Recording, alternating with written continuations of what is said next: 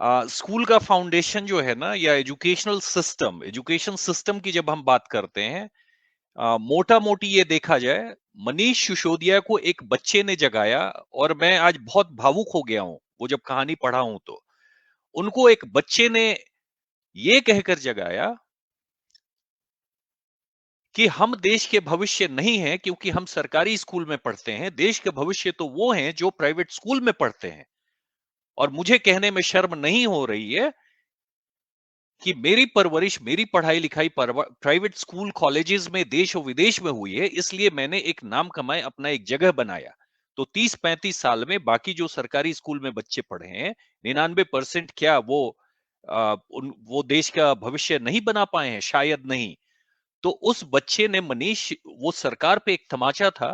Manish Sisodia sensitive आदमी है, वो जाग गए। शायद वो नहीं जागते, लेकिन 3 साल में उन्होंने बदल कर रख दिया। मेरे समझ से एजुकेशन सिस्टम की हम जब बात करते हैं, मैं कोशिश करूंगा कि मैं स्कूल तक ही सीमित रखूं, क्योंकि वही सिस्टम सबसे ज्यादा कोलैप्स्ड है। और मेरे समझ से 4 पिलर्स पे हैं वो। एक तो हो गया इंफ्रास्ट्रक्चर, जिसकी बात आपने की। दूसरा हो गया हाउ यू मोटिवेट टीचर्स। 30-35 साल में आपने टीचर्स को शराब पकड़ने में लगा रख दिया है, खिचड़ी बांटने में लगा रख दिया है, इलेक्शन के काम में लगा कर रख दिया है। And they are totally dysfunctional. They have they don't have any tantalising factor to be motivated. वो मोटिवेटेड भी नहीं है। तो इंफ्रास्ट्रक्चर हो गया, टीचर का मोटिवेशन हो गया, स्टूडेंट का मोटिवेशन हुआ। और चौथा, you can not ignore parents के मोटिवेशन। क्योंकि गरीब जो बच्चे हैं, आप समझिए कि वो किस सामाजिक बैकग्राउंड से आते हैं। उनके यहाँ कोई नहीं है कि कोई मॉनिटर कर सके। तो उनके पेरेंट्स को आप कैसे मोटिवेट कर सकते हैं? ये 4 पिलर मैं समझता हूं, जिसपे 3 साल में ये मनीष सिसोदिया, और मैं किसी पॉलिटिकल पार्टी से नहीं हूं, आज मैंने वो स्टोरी पढ़ी है, मैं बहुत भावुक हूं। और वो जो स्टोरी, ये 4 फाउंडेशन पे उन्होंने काम किया। बाबा अपने इंफ्रास्ट्रक्चर पे टच बेस कर दिया। बिहार सरकार पैसे खर्च करती है कि बिल्डिंग बना दे और बाउंड्री करा दे और पंखे लगा दे और स्मार्ट क्लास लगा दे, और 2 महीने बाद बाउंड्री टूट जाते हैं, पंखे खोल कर लोग ले जाते हैं, स्मार्ट क्लास के बोर्ड उठा कर ले जाते हैं, वो दरवाजे कमरे बंद रखते हैं।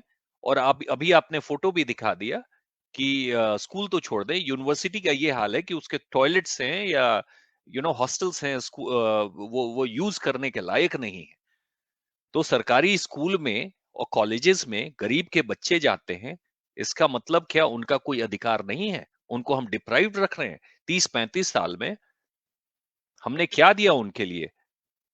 आप वीरेंद्र जी, आप गांव से जुड़े हुए हैं, और नेवी या हो, एयरफोर्स हो, या आर्मी के लोग हो, वो ज्यादा मैं हमेशा सलाम करता हूं।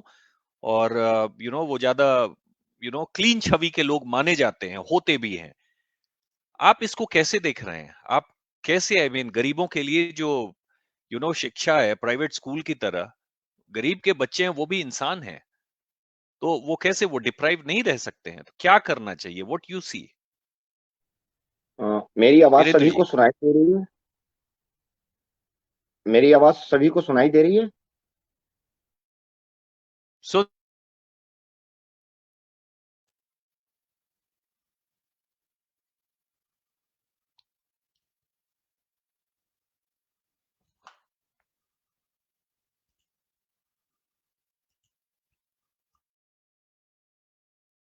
सॉरी वीरेंद्र जी, आप म्यूट पे हैं, आपने कर रखा है या? हाँ, हाँ, बोलिए फिर से प्लीज। हाँ, मेरी आवाज सुनाई दे रही है आपको? ओके। संजीव ने जैसा बताया, मैं भी पिछले 30-32 सालों से नेवी में जाने के बाद बिहार से बाहर ही रहा हूँ। साल में 1 या 2 बार बिहार में गांव में जाना होता है। प्रेजेंटली मैं गोवा में रहता हूँ। और मेरी जो बेसिक शिक्षा, प्राइमरी जो एजुकेशन जिसको कहते हैं, वो रोहतास सिकरियां बिहार से ही हुई है। मैं 5वीं तक प्राइमरी स्कूल सिकरियां में ही पढ़ा हूँ। तो मैंने इतने सालों में चूंकि मैं गांव से जुड़ा हूं और इतने सालों में प्राइमरी मेरी शिक्षा के बाद हम लोग शिफ्ट हो गए थे मथुरा, यूपी। बड़े बाबूजी वहाँ जॉब करते थे, इंजीनियर थे, और मथुरा पढ़ाई लिखाई हुई। तो मथुरा से पढ़ाई लिखाई होने के बाद मैं नेवी में चला गया 18 साढ़े 18 साल की उम्र के में, और नेवी में नौकरी करता रहा। 15 साल मैंने नेवी में नौकरी किया। देश के अलग अलग कोनों में मैं ट्रांसफर आता मेरा आता रहा, और फाइनली 2004 में मैं नेवी से रिटायर्ड हुआ after 15 year of my service. इतने दिनों के बाद भी मैं गांव से काफी जुड़ा हूँ। हर साल मेरा गांव में आना जाना होता है, साल में कभी एक बार कभी दो बार। अ, इतने सालों में मैंने ये ऑब्जर्व किया है कि अ, पढ़ाई का जो शिक्षा का स्तर उठना चाहिए था, जो नहीं उठा है, जो नहीं उठा है। जो हमारे टाइम में आज से 35-40 साल पहले जो शिक्षा का स्तर था, वो उठने के बजाय नीचे गिरा है, वो नीचे गिरा है। और शिक्षा का स्तर उठने का सिर्फ हम स्टूडेंट्स के ऊपर ही इस दोष को नहीं दे सकते हैं। मैं ये समझता हूं कि एजुकेशन सिस्टम को सबसे बिहार के एजुकेशन सिस्टम को ऊपर नहीं उठाने का सबसे बड़ा रीजन रहा है वहां का टीचिंग स्टाफ, बिहार का टीचिंग स्टाफ। पिछले 15-20 सालों से जो बिहार में टीचर्स की भर्तियां हुई हैं, शिक्षकों की जो भर्तियां हुई हैं, उनके आप जो वार्ड मुखिया पंचायत लेवल के थ्रू जो भर्तियां हुई हैं, उन टीचरों का बैकग्राउंड चेक करें, वो एजुकेटेड जरूर हैं, उन्होंने वो ग्रेजुएट हैं, बट क्वालिटी नहीं है टीचर की। अब पता नहीं, शायद मुझे कि वो ट्रेंड कर रहे हैं, ट्रेंड टीचर हैं या नहीं है, but they were simply graduate. और वो भी सिर्फ जान पहचान, या तो मुखिया जान पहचान का है, या कोई मंत्री जान पहचान का है, या कोई एजुकेशन डिपार्टमेंट में जान पहचान का है, तो नौकरी मिल गई है, चूंकि नौकरी की बिहार में काफी कमी थी।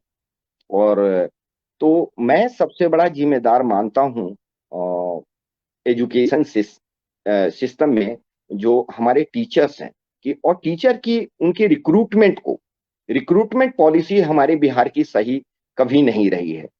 पिछले कुछ दिनों के बाद वही यूपी में अब हो रहा है, उत्तर प्रदेश में जैसा बिहार में शिक्षा मित्र की भर्ती हुई, वही यूपी में हो रहा है, कुछ स्टेटों में हो रहा है। तो सबसे अहम तो हमारे शिक्षक हैं, जो खुद ही क्वालिफाइड नहीं है। आप लोगों ने सभी ने कई वीडियो यूट्यूब पे देखे होंगे, जो देख के बहुत शर्म आती है कि कोई न्यूज रीडर चला गया बिहार के टीचर का इंटरव्यू लेने, और बेसिक चीजें टीचरों को नहीं आती हैं, तो वो हमारे बच्चों को क्या पढ़ाएंगे।